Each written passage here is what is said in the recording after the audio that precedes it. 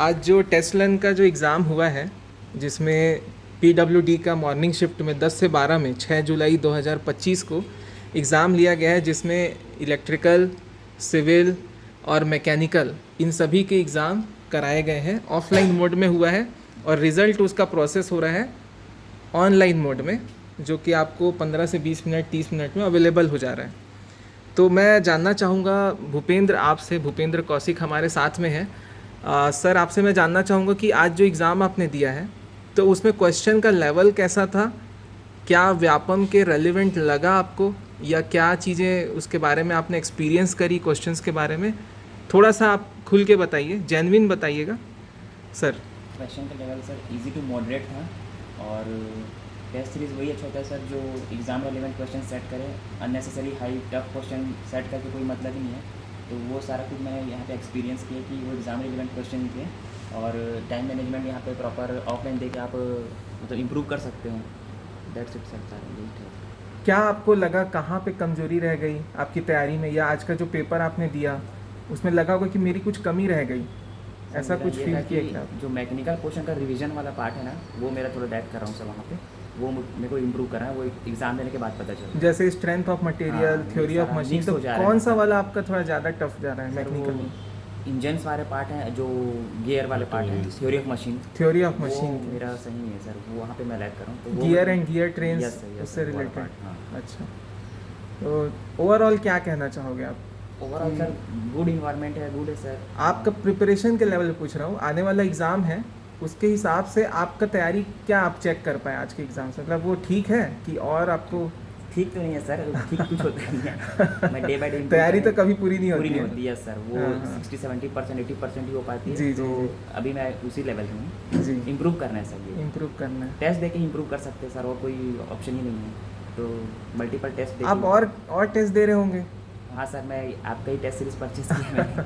नहीं, और कहीं का टेस्ट नहीं दे रहे हैं सर। ज़्यादा टेस्ट देने से भी डिमोटिवेशन आ जाता है सर, कि अगर मार्क्स कम आ रहे तो नहीं, जैसे और किसी कोचिंग का आपने लिया हो या? सर लास्ट टाइम लिया था मैंने। अच्छा, लास्ट टाइम लिया था, 3 टेस्ट सीरीज लिए थे।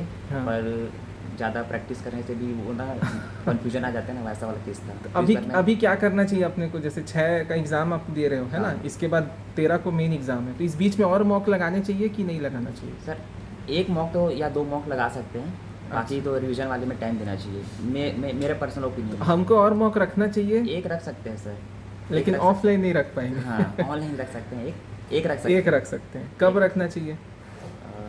9-10 के बीच। 9-10 के बीच, ठीक है, थैंक यू। मुकेश, आप बताइए, कैसा आपकी तैयारी अच्छी है कि मतलब ठीक से अभी नहीं हुआ है, कैसा है स्टेटस? हो गया, लेकिन वही रीज़न नहीं हो पाया था, मतलब मिक्स हो जाता। और बहुत सारा सब्जेक्ट को मैं हिंदी में पढ़ा हूँ, तो यहाँ मतलब समझ ही में नहीं आ रहा बोलना क्या चाह रहा है। जैसे मैकेनिकल पोर्शन हो गया, उसको हिंदी में पढ़ा था, और क्या बोलते हैं फिजिक्स वाला पूरा। तो सर वही ऑनलाइन मतलब डेली टेस्ट में भी वही दिक्कत हो गया था। केमिस्ट्री को पूरा इंग्लिश में अपलोड कर दिए थे और उसको मैं केमिस्ट्री फिजिक्स हिंदी में पढ़ा। अच्छा, आपका लैंग्वेज का इशू आ रहा है मेन, इस कारण से। एक्चुअल में हिंदी भी ना बहुत टफ है, मतलब हिंदी के कई बार क्या होता है, क्या है, साइंस का पढ़ रहा था तो फिजिक्स हाँ, केमिस्ट्री तो आप क्या हो सकता है पहले कुछ और हिंदी में पढ़े रहे होंगे, तो आपको थोड़ा कंफर्टेबल है। हिंदी में हुआ था। आज किसी को आप हिंदी बोल दो ना तो पूरा शुद्ध हिंदी में तो गड़बड़ हो जाएगा। बहुत कठिन है हिंदी की। हाँ, टेक्निकल टर्म्स बहुत उसमें मतलब ज़्यादा एफर्ट लगेगा आपको हिंदी में। नहीं, खैर आप किए हुए हैं तो हिंदी में पढ़ा हुआ था, तो फेमिलियर लगता है। वही केमिस्ट्री का भी वही डेली ऑनलाइन वाला में डाला था, तो इसी कारण से भी बहुत सारा मिस्टेक हो गया था। कितना क्वेश्चन बनाए हैं आज, एकदम ईमानदारी से? आज सर 51। हाँ, 51 बनाए हैं। तो कॉमन पार्ट से कितना है, ऐसा कुछ देखे? कॉमन पार्ट से सर लमसम ऐसा याद आ रहा? मतलब आधा छोड़ ही दिया था पूरा, जो मतलब समझ में नहीं आ रहा था। पढ़ा हुआ था लेकिन एक ही बार पढ़ा हुआ था मैकेनिकल पोर्शन। कैसा लगता, मतलब आसान था क्वेश्चन? आसान था सर, मतलब रिवाइज नहीं हो पाया था उसका। मतलब कल हम लोग किए थे और उसके बाद एक ही दिन में नहीं हो पाया, एक ही बार उसको तो बार बार पढ़ना पड़ेगा ना मैकेनिकल पोर्शन, दिमाग में नहीं बैठा। प्रेशर आया? हाँ। एग्जाम, मेन एग्जाम में जैसा आता है ऐसा कुछ लगा कि नहीं लगा? लगा सर, बस ये लग रहा था कि उसको मतलब रिवाइज नहीं हो पाया था, मतलब एक ही बार पढ़े थे तो समझ नहीं आ रहा था कौन किसका है वो। मिक्स हो जा रहा। सर, आपसे जानना चाहूँगा, क्वेश्चन का अनल है हमारे साथ, है ना, अनल चौबे।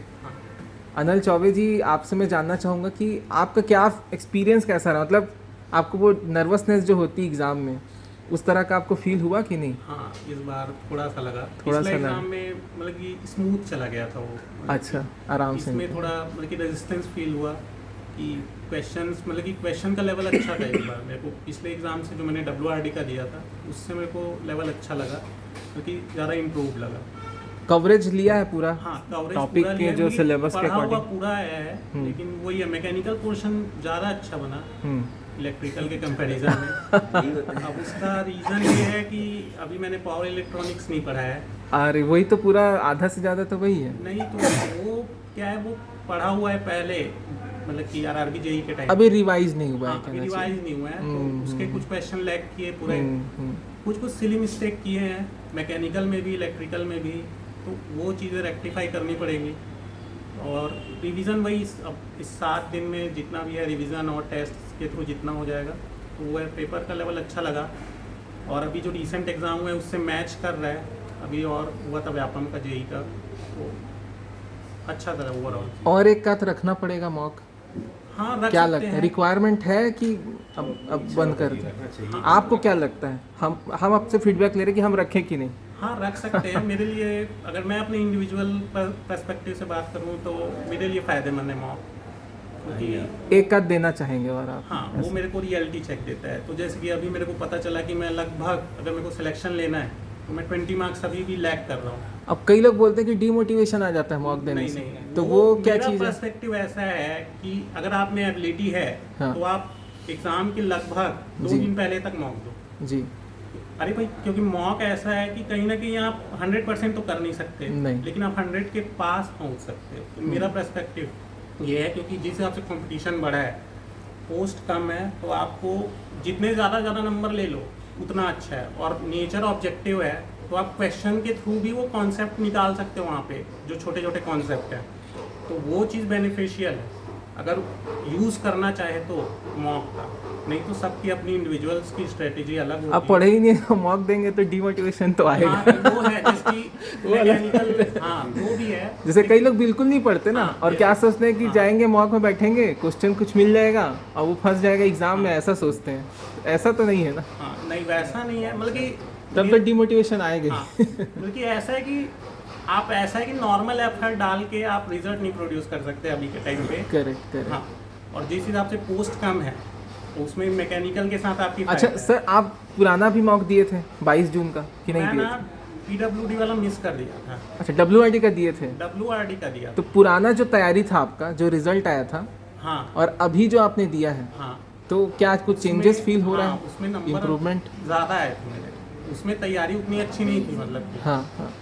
तो उसमें क्या है, वो स्मूथली चला गया था, ऐसा है उसमें। फिर नहीं, अभी नंबर कम आए कि अभी अभी ज़्यादा? कम आए हैं। कम वो आए। कम का रीज़न भी देख रहा था मैं, मतलब कि 50-50% वाले जो ऑप्शन है नहीं, ना। आपका WRD दिए थे पहले, हाँ। अभी आप PWD का हाँ, बता रहे हैं, PWD तो का इसमें इलेक्ट्रॉनिक्स पार्ट है पूरा, हाँ इलेक्ट्रिकल का। हाँ 35 क्वेश्चन में मैक्सिमम तो इलेक्ट्रॉनिक पार्ट है, हाँ, वो मेजर, तो वो उसकी वजह से हो सकता है कुछ। हाँ मेन वो स्पीड कंट्रोल क्या है, मैंने इलेक्ट्रिकल मशीन का बस कवर किया है। Correct, cyclo correct. कन्वर्टर में अभी जंप, मतलब कि वो थोड़ा ना वो लिंक नहीं हो पा रहा था, तो उसके कारण थोड़े से वो। और दो चीज़ें हैं कि 50-50% जो आता है ना, वो मेरे से ना वो करेक्ट नहीं हो पाता, इसकी 2 ऑप्शन में कंफ्यूजन है। दो में तो वो क्या है, वो हमेशा वो रॉन्ग में ही चले आता है।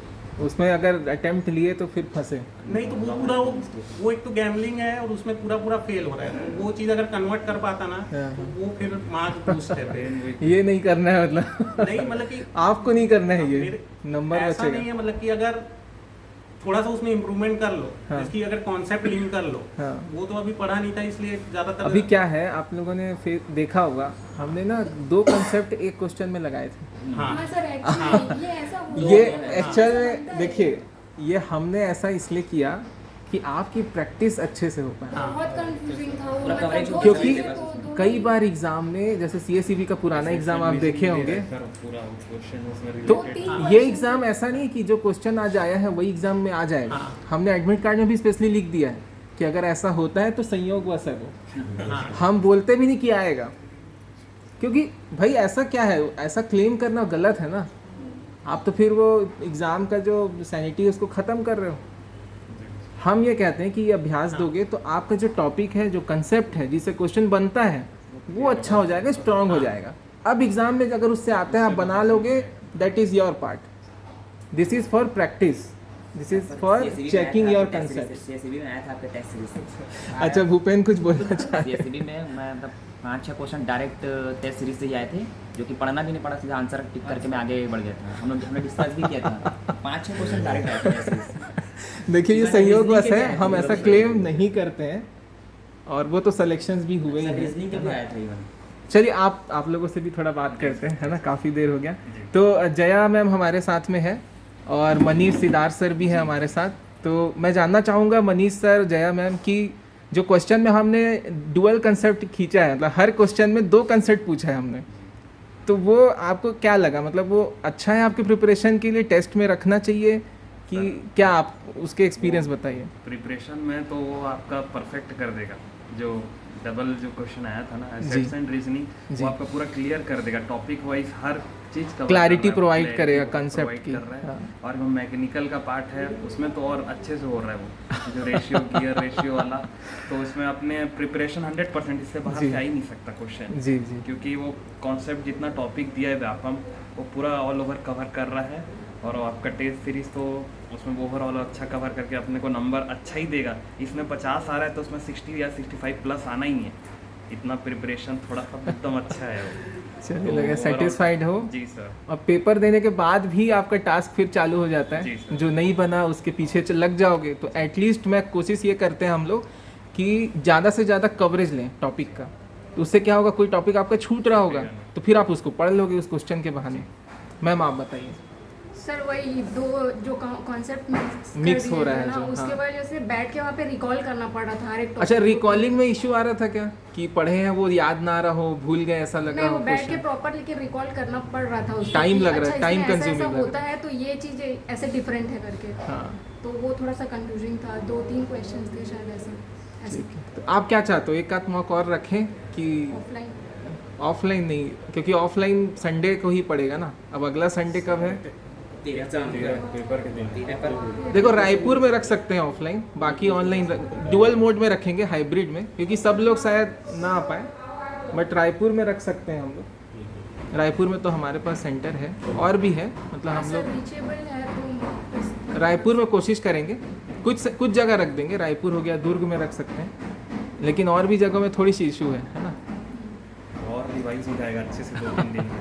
तो मॉक टेस्ट देना सर अच्छा ही रहेगा, जो सर क्लियरिटी इसमें तो मेरी देगा ही। परफॉर्मेंस बहुत पुअर थी, तो मेरे को बहुत ज़्यादा मेहनत करना पड़ेगा अभी, और लग रहा है मतलब 7 दिन बचे उसके हिसाब से। यही तो बात है। देखो एग्ज़ाम जब पास आता है ना, तो हमारा दिमाग 200% एफिशिएंसी से काम करता है। सही कह रहा हूँ? जितना कम टाइम उतना ज़्यादा हमारा दिमाग ना मैक्सिमम एफिशिएंसी में चलता है। वो बोलते हैं ना, condition for maximum efficiency of our mind is what? Pressure. ठीक है, एग्ज़ाम पास होना चाहिए। चलिए, बहुत अच्छा लगा आप लोग से बात करके, और मुझे पूरा भरोसा है कि आप सिलेक्शन का तो मैं नहीं बोलता कुछ भी, क्योंकि मैं बहुत अच्छे से नहीं जानता हूँ, लेकिन हाँ इस टेस्ट से आपको फ़ायदा ज़रूर मिलेगा इन अ पॉजिटिव वे। ठीक है, थैंक यू। सर आपसे मैं कुछ जानना चाहूँगा। हमारे हनीश वर्मा सर हैं, जो यहाँ टेक्सॉल ग्राफिक्स एंड डिज़ाइन कंपनी के ऑनर हैं, और सर का सेंटर है ऑनलाइन एग्ज़ामिनेशन का, जहाँ पे सभी गवर्नमेंट के, जैसे NTA हो गया आपका, है ना, IIT के एग्ज़ाम यहाँ पे कंडक्ट होते हैं। तो सर से मैं थोड़ा सा जानना चाहूँगा इसके बारे में, थोड़ा बताइए sir. Not all practice max man the perfect, ये लाइन तो हम लोग सुनते ही आए हुए हैं। तो प्रैक्टिस की ही जगह है, और बच्चों को जितने भी कैंडिडेट हैं जो अपना इसमें कॉम्पिटिटिव एग्ज़ाम में और सक्सेसफुल कैरियर के लिए प्रैक्टिस कर रहे हैं, तो एक सर्टन टाइम आएगा जब उसके बाद आप प्रैक्टिस नहीं करने का मौका भी नहीं मिलेगा, और आप एक अपनी लाइन चॉइस कर लेंगे। तो अभी समय है, जितना ज़्यादा प्रैक्टिस कर सके कीजिए। I am here for, we are as a institution here for support you. और आप जब भी चाहें, अब जैसे भी टाइप का गाइडेंस आप अफोर्ड कर सकें, हमारे यहाँ के समय दे सके, अपना आपको समय देना है बस। देन यहाँ पर गाइड करने के लिए हैं लोग बात। सर आपसे मैं जानना चाहूँगा कि अगर कोई यहाँ आके विजिट करना चाहता है तो यहाँ का एड्रेस एक बार आप बता देंगे? देखिए, ये बिल्कुल रायपुरा चौक के पास है। ब्रिज से आप महादेव घाट की तरफ बढ़ेंगे तो ब्रिज से 100 मीटर की दूरी पर विद्या भवन है उसके फर्स्ट फ्लोर पे सिचुएटेड है ये। लैंडमार्क के तौर पर हम अब बोल सकते हैं कि कैनरा बैंक के जस्ट सामने वाली बिल्डिंग पर है। और मोस्ट वेलकम, कभी भी आप आएँ, आने से पहले फ़ोन कर लीजिए, अवेलेबिलिटी चेक कर लीजिए और आइए। ठीक है, thank you so much sir. Thank you very much.